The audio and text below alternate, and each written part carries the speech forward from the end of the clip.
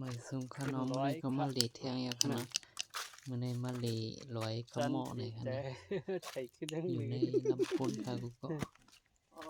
ไปแค่ด้วยตั้งห่างดีของ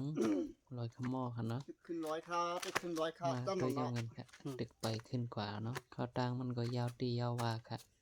กวางใช้ดีนะเรียกว่าติ๊กตอกนี่ พอดีไปย่ำมาลีเนี่ยอ่อนกันมาลีไรค่ะเนาะไปขึ้นสองก็ตั้งเปียค่ะเนาะ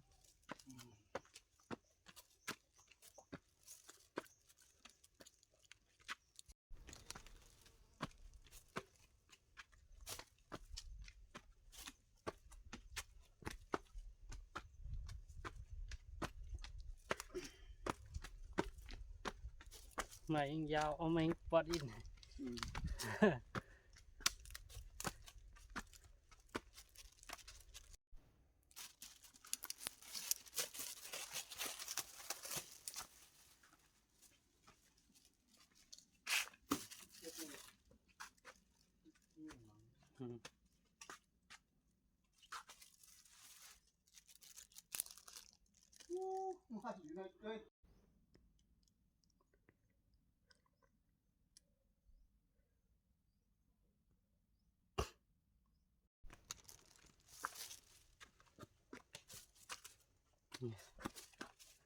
ไปดีเกี่ยวมา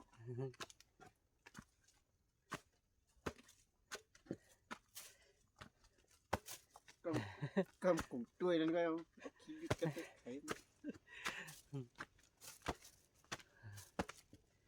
คือทัวหน่อย ลูกคือเนาะมาเฮ็ด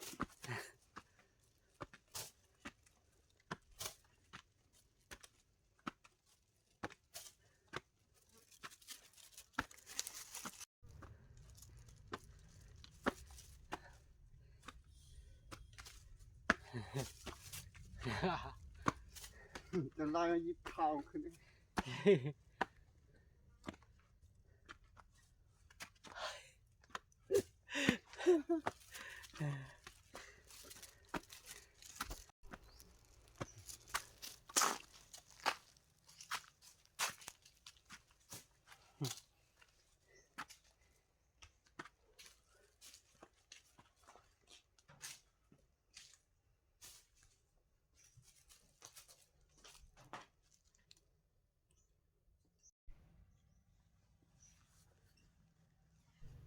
ออกค่ะกำในก็มาถึง100ยาวค่ะเนาะ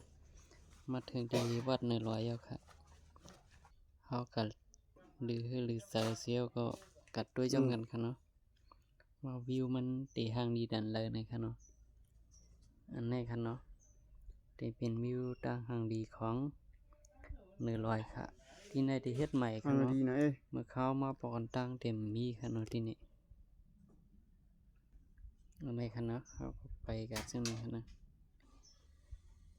ใครที่สนใจใครมาลีดด้วยในไปยำมาฮอดในมาดีเลยค่ะเนาะลีดเกี่ยวติๆค่ะ ยังในสำที่เป็นหอยตีนพระเป็นเจ้าในค่ะเนาะที่เป็นเฮ็ดไว้ค่ะเนาะ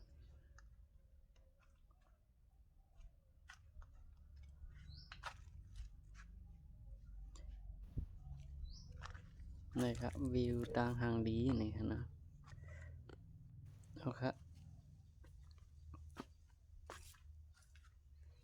กองมันเด็ดสันนิดค่ะเนาะคนไทยมือบอนิ่มค่ะเนาะ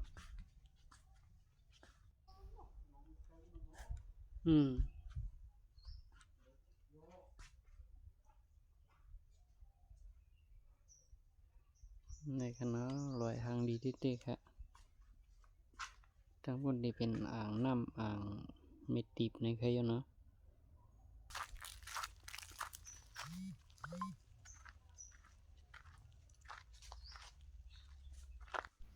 กำในก็ข้าวเดป้ากับด้วย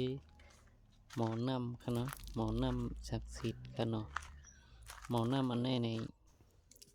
สังวาตักมาเสียวก็เอาไว้แพทย์เนาะไว้ตาไว้ทางในที่เป็นเฮาเจ็บเฮาแกนเฮามวยจอมลูกจอมเอ็นมันได้หายเขาเนาะมีอมดิมรักค่ะเนาะ เอาน้ำมันในมาแพทย์หูมาลูกมาตาเนี่ยมันได้เข้มค่ะเนาะน้ำมีเนื้อจิกลอยสูงจังในอำลาลิมีค่ะเนาะกูก็เนาะพอดีใครมาตักมือ